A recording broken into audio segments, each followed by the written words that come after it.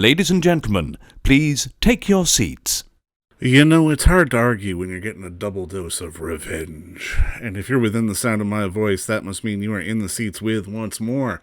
As always, my name is Dave Voigt, and I'm the host of this podcast where we sit down with a wide-ranging variety of industry professionals, and we pick their brain about current projects, state of the industry, how they got started, and so very much more in a light and conversational fashion. And if you like how we do things around here, I'm going to assume that you do, because you're listening right now.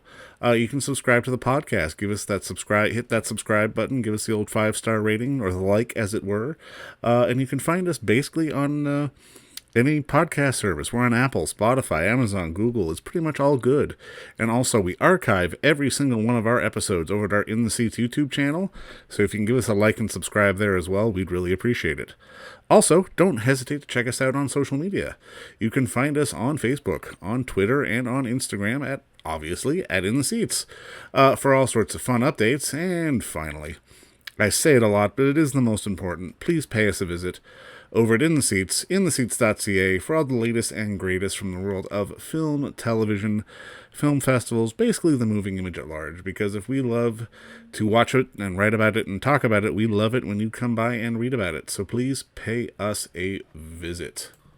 On this episode, we got an interesting one. We are diving into the world of The Last Victim, which is on video on demand and services now, and also playing theatrically in certain locations with our neighbors to the south in the States. It's a neo-Western kind of thriller. It's set in a small town, and it's following a sheriff trying to solve the worst case he has seen in his small town, likely caused by a violent local gang and a very, to say the least, a badass criminal. One person you do not want to mess with.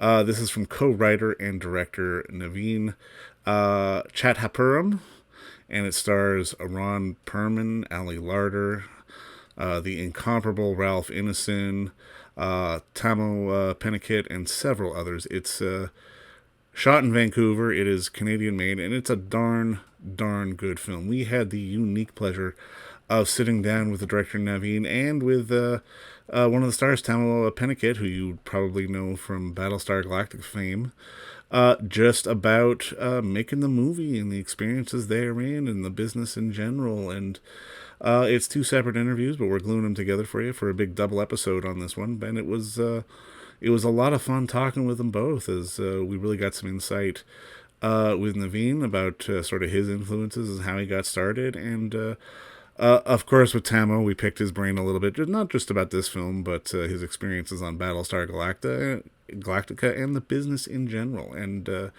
they're both some fantastic talks, so I do recommend you check them out. But first, check out The Last Victim, which is on video-on-demand platforms now, or playing in certain theatrical locations in the U.S. But as I always say, check out our talks with Naveen and Tahmoh first, because quite frankly, they're good ones. No, I mean, obviously, just to kick it off, just thank you so much for the time today, man. I really appreciate this. And congratulations on the film. Well, thank you, David. It's a pleasure to be here, and I look forward to our conversation. Now, I mean, this kind of story is right up my wheelhouse. Walk me through, I guess, the origin of the film on your end, because, I mean, we got the chance to talk before, and, like, this has been in development for a while. The story for me started back in 2002, 2003, when I met with Doc Justin. He's an anthropologist outside of Arizona. And when I went and met him, he had an idea to make a film, and he came up with four different story ideas. And one of them was The Last Victim. It was in a folder with some magazine cutouts that he had made into a poster, and he had a few sentences written about it. And what I loved about it was the setting.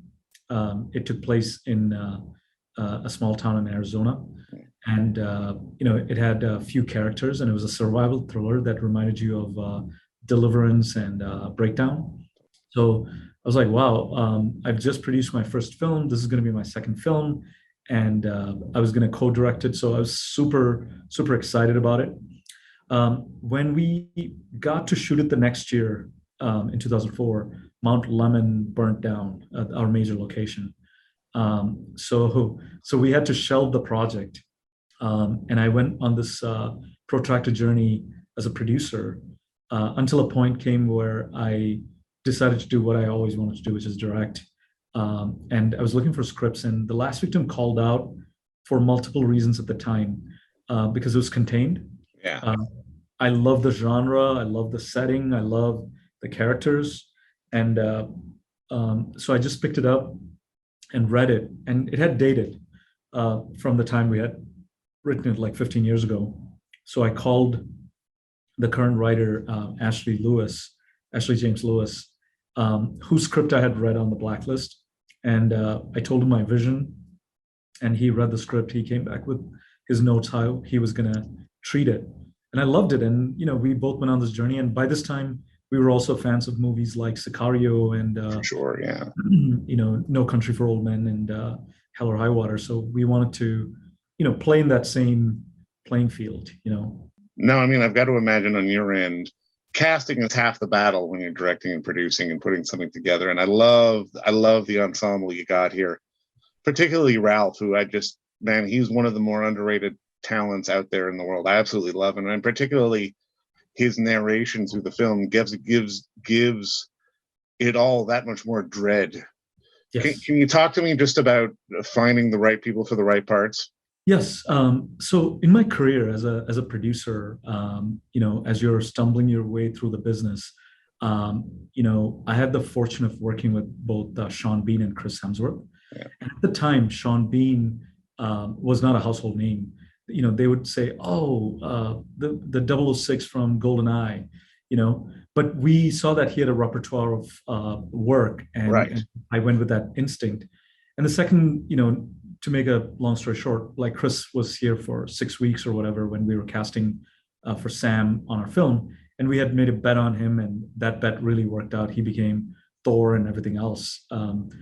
So from that standpoint, I was looking for someone that's interesting who hasn't had a chance to portray something like this.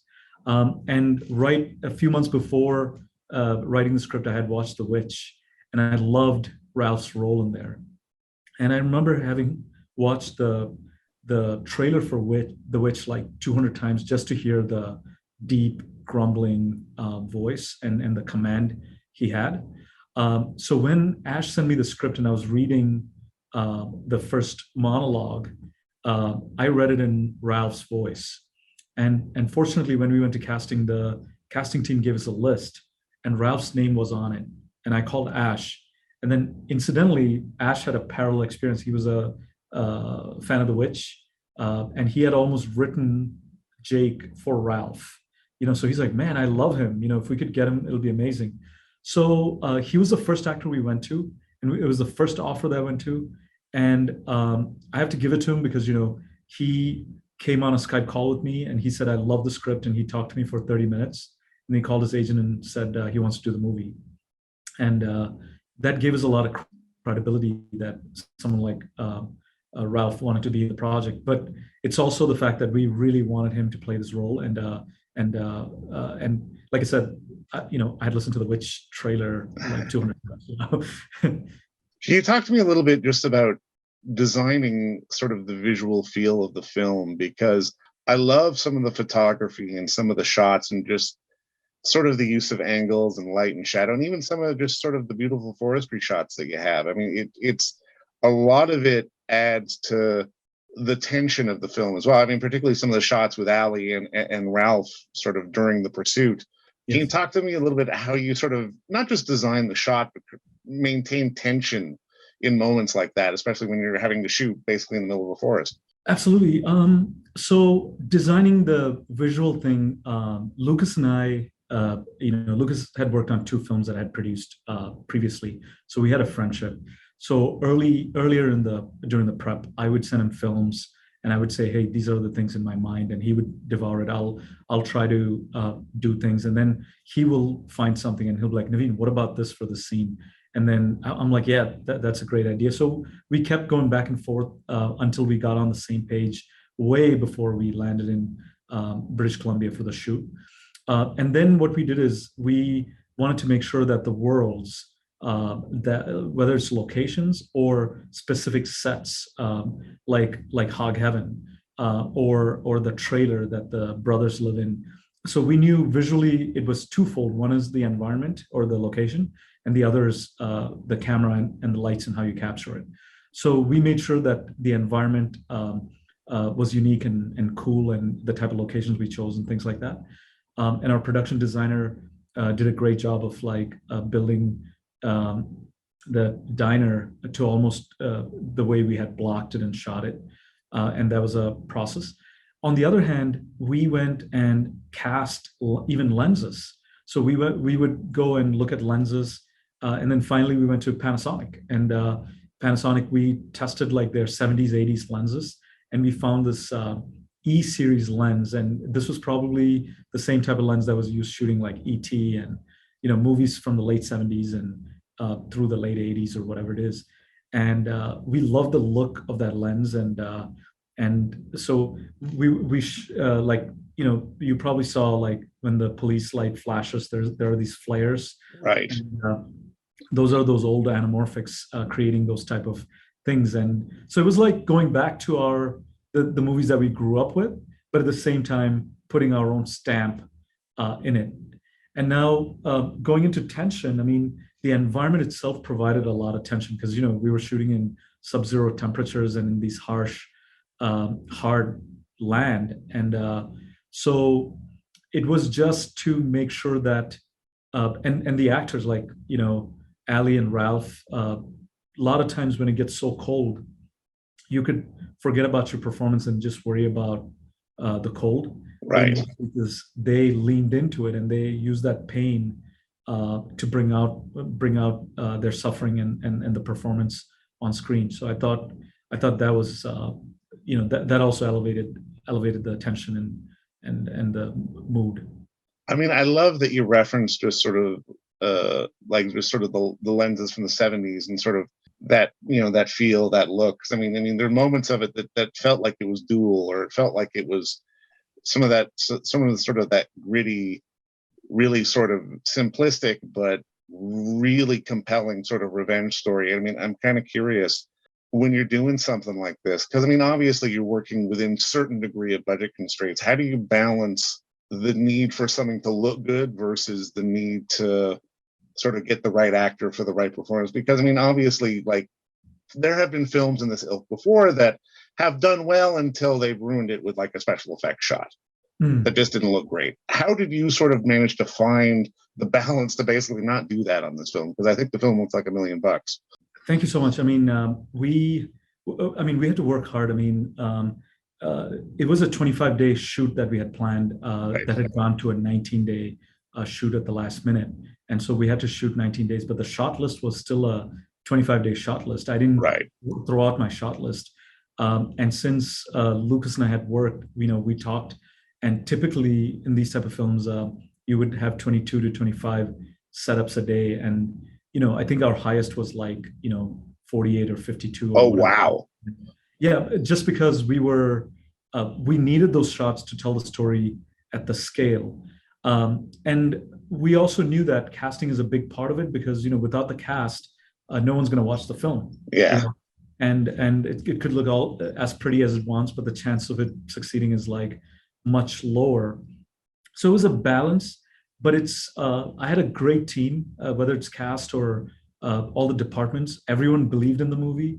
Even during our toughest days, like, anyone from our production manager to our producers to crew members would walk up to me and say, we're all with you. Like, let's keep going, and so during all those things, it was just protecting the film.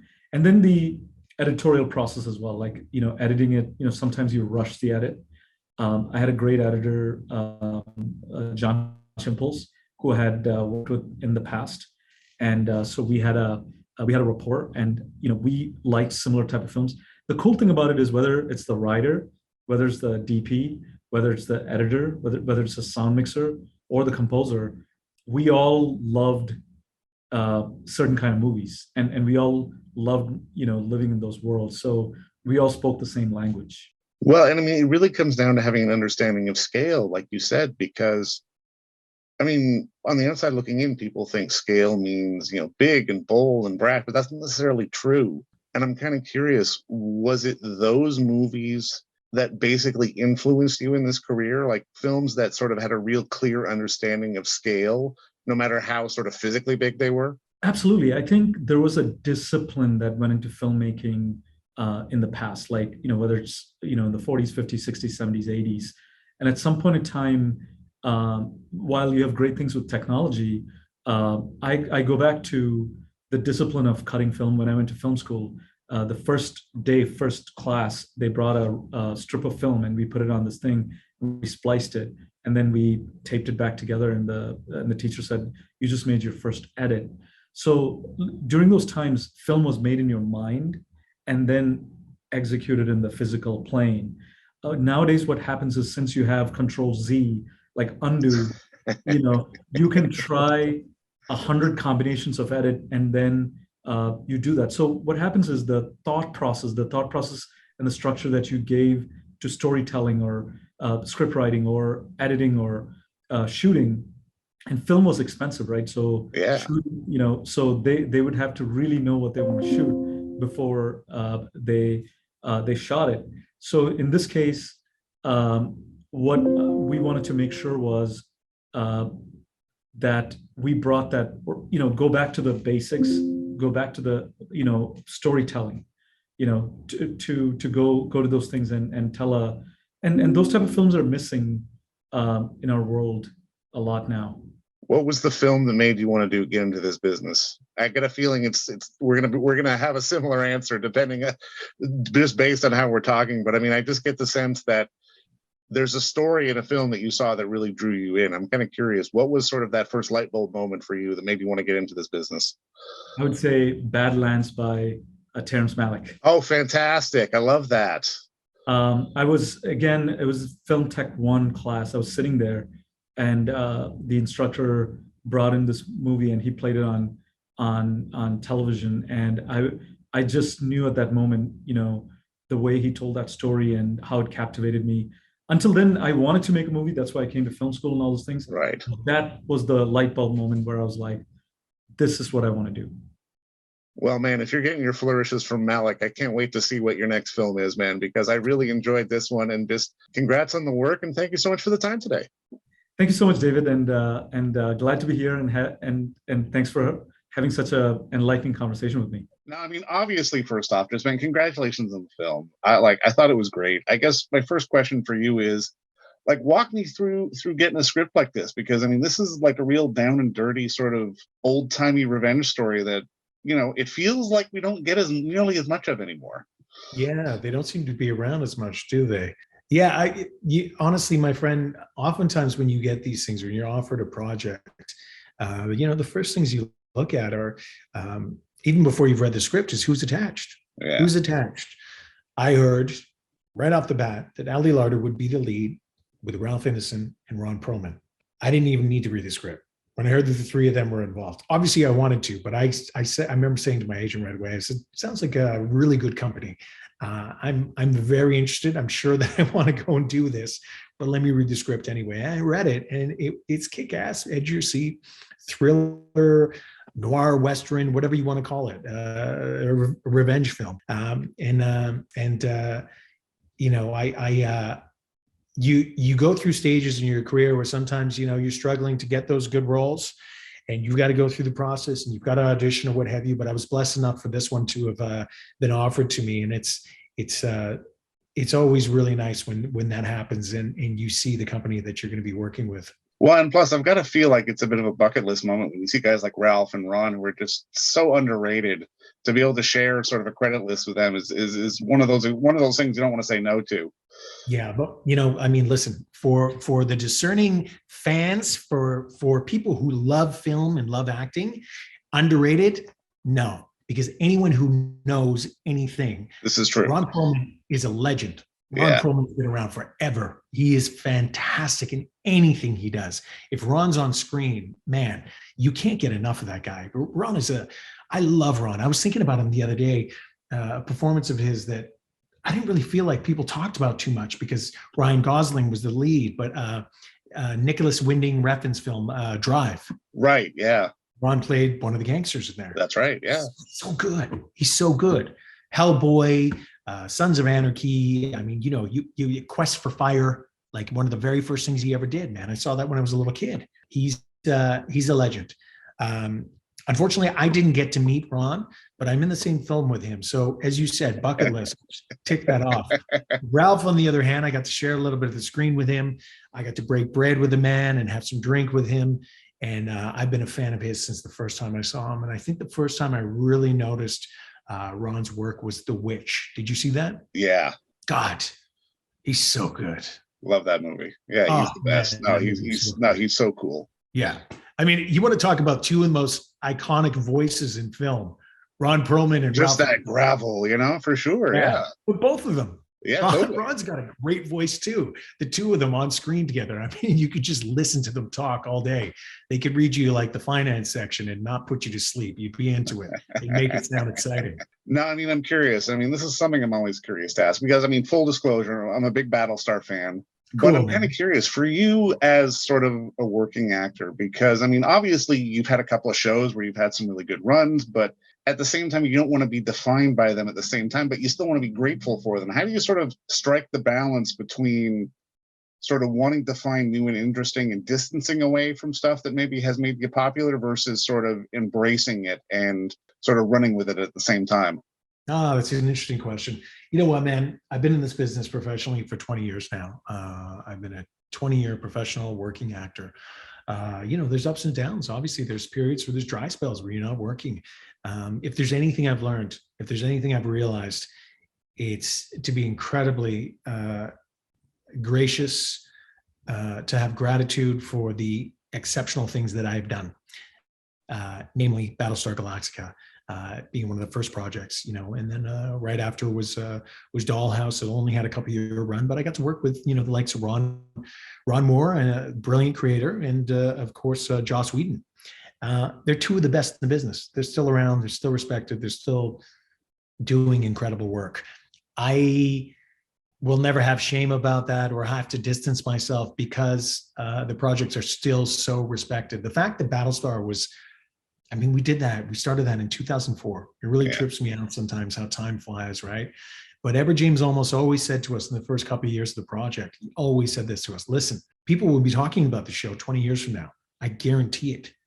This is coming from a Mexican-American actor who struggled when there was barely any Mexican-American actors who had achieved the success of that man in his career, at the time, which was a 40+ year career.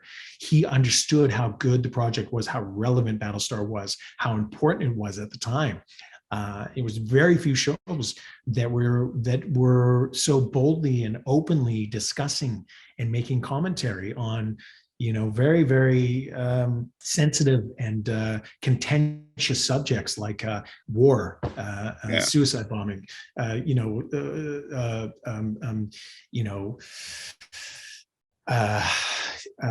stem cell research, religion, racism. It just went on and on with that show. And Eddie always knew.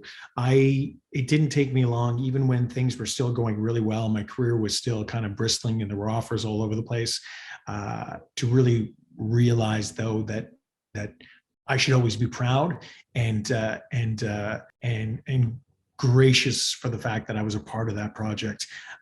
Even a couple of years ago, we had so much, there was we were at Comic-Con again. They did a whole BSG thing and we had a tire press run again, 15 years after the fact. It just blows me away that the show and everything that Eddie said is still relevant and still important. So in a long-winded way, my friend, I've learned in this business that, being gracious, being grateful for doing the things you have, having long relationships, it can only serve you. It can only serve you. It hasn't done me any harm, I don't think. And I'm just forever grateful that I was part of those projects. But you know what? At the same time, there's something about embracing genre, be it sci-fi or even something like this film, which is just like a pure revenge thriller. Yeah. There feels like there's room to say stuff. And I'm kind of curious for someone who reads scripts and acts and does this, what is it about sort of playing inside a genre that allows you to sort of actually make statements on things. I think it emboldens you, man. I think it's obvious. It's clear. Like, that's a really good point. You know, sci-fi has always been known for that. Genre has always been known for that. Again, like, there was, other than The West Wing, Battlestar was one of the first shows to really be touching on these very, very contentious issues, which were dividing America, dividing the West, dividing many different countries, dividing families. People were really divided about going back to war in the Middle East. And genre, you know, it lays it out, and it does it in a way where, you know, we're doing it in a different environment, but it's very clear which stories we are talking on, and we're not going to shy away from it. It's almost like it's like a pass. It's like, because you've done it in this different world with these different characters, you know, audiences and critics alike allow you to sort of run with it. I think it really set the stage for subsequent shows and streaming shows in particular to be like, wow, we can do this. Look at what the show's done in the sci-fi genre. Look at the writing in it. Look at the risks they're taking. Other than Battlestar Galactica and Sopranos and say West Wing at the time, and maybe there was just a handful of shows that really set a new precedent because they were taking those chances. And now we're in a day and age where most of the streaming shows and the quality of writing that we see on, you know, television, streaming is exceptional, far surpasses the majority of stuff that was happening 15 years ago. And it's because they take these creators have taken these risks in these genres, and they've set new precedents. You know, in this film, it's you know, it's a dark show. It's a very dark show, but I think, you know, as dark as it is, I think an overall theme in the show is that as dark as times get for humans, and humanity's gone through a real slog this last couple of years, most of us, because of this pandemic, we're all searching for the light. Don't stop fighting, keep looking for the light. And I think you really see that theme. You really see the lead character of Allie fighting for that, you know, through trying to survive from baddies who were coming after her, and also with her issues with mental, her own mental health issues. For sure. No, I mean, I'm curious, and this is something I'm always fascinated by, like, because you've been on big sets and you've been on small sets. I mean, are there pros and cons, advantages, other than maybe the obvious of catering, or, you know, not necessarily freezing your ass off on a mountain like I'm sure you were for this film? Like, what are those sort of the major differences that you have found with big, you know, like sort of big sets versus little sets? I mean, you know, the funny thing about huge projects, and I've been on a couple of them, you know, like I remember I didn't have a lot to do, but I was on Man of Steel. You know, that was a $200 million movie or something. But, you know, the amount of money that they are spending to create this world around you is astounding. And luckily I was shooting outside. I was on top of a ski mountain, actually not even a ski mountain. We were on another mountain where nobody really goes, beside Whistler. And they were filming this incredible scene. And they built this whole like fake, you know, military base up there. The budget is astounding, the lengths that they go. So I think unless you've been working on that show for a while and you're on an actor who's very, very comfortable with the fact that, say, you're months into the production, unless you're one of them, there's always that fact, that tension, that pressure there. You're like, wow, I'm working with Zack Schneider and Amy Ryan and all these incredible actors. And they've spent $150 million and they've spent $1 million for this. You know what I mean? I've got to get this right. There's a little more tension. So when you're shooting, you know, conversely, when you're shooting on a project like this with exceptional actors and a good script, but it's independent and there is a limited amount of time to get it done, a lot of that tension and a lot of that stress, that pressure you feel, ironically goes out the window. You bring out your best work in a very efficient and quick way. Sometimes you're given too much liberty with these big things. They give you too much time. Sometimes that pressure, I'm speaking personally, of course, but as I've observed also with actors, sometimes that pressure of working on, you know, an independent project with a limited amount of time to shoot, it really brings out the best in an actor. You have to get things done. There isn't times to indulge and to be unfocused or what have you. Everyone is working their ass off to get things done and to meet the day. So that can be a real driving force, and it can be really fun. It can really get the creative juices going and bring out some incredible work. Well, I mean, I imagine that's where the camaraderie comes from too, as well. Because I mean, obviously, on something like Man of Steel, I mean, I'm sure they're being very gracious and bringing you in for the whatever 3-4 days you were working, but you're not necessarily ensconced with it. Like on Not at all. something like this, obviously, you're very much invested in it. Yeah. Like for you as an actor, as a storyteller, like obviously the balance between the big jobs and the small jobs will always sort of exist. But I mean, for you at the end of the day, does it come down to sort of quality of story or quality of character that you can sort of tear into? I mean, yeah, but I think any actor will tell you, my friend, even, again, we've got excellent actors on this, and it was a really good script. Yeah. I love a genre.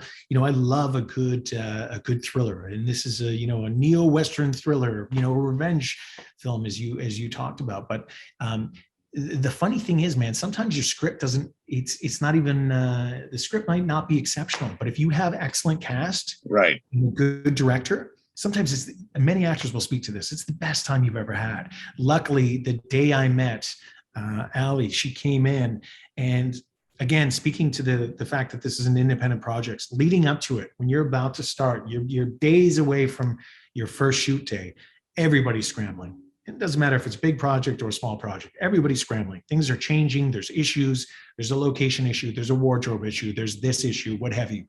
People are stressed out. Many of the departments are stressed. Ali came in there. She walked into the production office. I was doing a wardrobe, my first fitting, and I remember meeting her, and she was just this ball of light. She came in there. She was like a politician kissing babies, saying hi to all the departments. She's so beautiful, but she's just, she's a New Jersey girl originally, man. She's got a real humility, a real down to earth sort of working class humility to her. Even though she's been this big, huge, successful star for so many years, she's a really down to earth, approachable, charismatic individual. And she came in, was saying hi to everyone, and had this beautiful smile. You're in a good place when your lead comes in with that attitude right away. For sure, yeah. Because if they don't, and they're the opposite, that unfortunately just continues the tension that every set, every department's feeling, and everybody's like, oh boy, they're going to be difficult, and we're going to have an even harder time. Fortunately, it wasn't the case with Ali. She came in, her and I clicked right away. We have similar sense of humors. I spent a lot of time laughing with that girl and just talking with her. We had a great time. And Ralph also. Ralph was the three of us. We broke some bread and some drink together while we were shooting. Fantastic. And we had a wonderful time. No, but I mean, I love hearing that. And I mean, it's one of those things where I look at this film and I mean, it almost feels like 25 years ago, it would have been harder to make this in Canada. And I mean, I almost think Battlestar was a big part of this, just in terms of the quality of productions that were being made in Canada. And I'm kind of curious, how have you seen the business evolve sort of behind the scenes, and just in terms of the amount of really good work that is happening up here in Canada? Like, because I mean, there was always the old adage of, oh, well, you got to go to Hollywood to work, or you've got to go to Hollywood to be successful. It's like, you kind of don't have to do that anymore. Yeah. It's a really good note. We had so many significant directors and producers and actors who came up and did guest spots on our show. And there used to be an idea, unfortunately, in Hollywood, other than the big Canadian stars who made it, there was a real attitude that you couldn't cast in Canada. They had to bring up most of the significant roles were always cast in America, and they'd bring them up to shoot on projects, whether it be a TV project or a film. Battlestar, because the writing was so good and because so many young actors were really guided by our three legendary leads, Michael Hogan, Everett James Olmos, and Mary McDonnell, between the three of them, each having a 40-year incredible established careers between them, they really brought us all up. You either get left behind or you get brought up. And we showed the greater cast, which was huge on Battlestar, how diverse the casting could be, and it was. I mean, we had Indigenous, we had South African, we had Korean, we had Italian, we had all these visible minorities that weren't really shown regularly on television even at the time. And I'm not talking about the 60s or the 70s, 80s. I'm talking the early 2000s. Yeah. And it set a new precedent. And Hollywood, they knew and they realized right away, wow, there's a lot of talented actors up there and people know what they're doing. And to your point, the crews have always been good. But because of that show and because of a lot of shows that were happening then, it started generating more work. And there was a ton of work that started happening in Vancouver at the time. And I'll tell you, I worked with Emmy award-winning directors and producers, and all of them used to say it for the longest time, these are some of the best crews I've ever worked with in my life. Because it's that humble Canadian thing where we work hard, we put our nose down, we're easy to work with. We don't suffer fools. If you're a complete dick, someone's going to call you out and mention Exactly. it. But otherwise, people are cool and they want to work hard and they want to get their job done. And they're accountable and responsible. And the Canadian crews had the best reputation after that. And they did for years. It's only recently, and I say this all respectfully, but because we've been inundated with so much work, they're really struggling to find people to fill the positions. And unfortunately, there's a lot of people who aren't just coming into the business because they're passionate, they want to be filmmakers. A lot of people are just coming into business because it's a job. Right. So, but it really opened up the eyes of Hollywood, and mainly specifically for actors. I remember for years after that show, you saw Canadian leads in so many of the projects, so many of the new pilots that were being done in Hollywood. And I truly feel it was, Battlestar and shows like it at the time played a big part. I mean, just in talking to you, it feels like this was a life-changing moment for you, not just professionally, but just in terms of as a human being. And I mean, I love how you mentioned just sort of, Edward and Mary and just lifting everybody up. And I'm kind of curious now, as a grizzled 20-year vet, how do you lift up when you're on a set? You know what, man? I always fall back to how those guys, the few times that I've been a lead on set, I try to conduct myself with the same grace, humility, yet confidence that those leads that I worked with did, because they astounded me time after time after time. Like Eddie would go up and just drop these inspiring speeches on the most random people. There'd be a guy sweeping up the floor and he'd walk over and be like, "Hey man, this project wouldn't be amazing without you and the hard work and the passion you're putting into it. I want to shake your hand and say, thank you so much." He would do this stuff. And this guy, you'd never see a guy sweep the floor like he swept after Edward James almost just gave him a compliment. That man was sweeping. That man was sweeping after that. Like he could inspire you. And Mary was she was always so fun and happy. And this is a woman who played. She's such a devout, such a dedicated performer that she played a woman dying from cancer for all 4.5 seasons. Yeah. There was never a time. She's not a lazy actor. She doesn't take time off. And yet, if you approach Mary in between a scene, or if you had a scene with her, she would still just drop in and look at you and be so present. They were so kind. They were so gracious. The great Michael Hogan, one of Canada's great actors, he was incredible on that show. I learned so much from Michael. Anyway, like to your question, I try and conduct myself in the same way. I learned a lot from them. I've seen the opposite many times, unfortunately, and it's cancerous to a set. I'm sure. Ironically, some of those shows have still gone on because they're money-making machines, and because the actors and the writing is so good that the machine is just pushed forward. Yet you have people who are making incredible, life-changing money on a really good project, and yet are the most unhappy people in the world. Yeah. I don't want to work in a situation like that. It's not worth the money to me. It really isn't. So, I really try and spread that love and spread the lessons that I learned from those legends that I worked with whenever I'm working.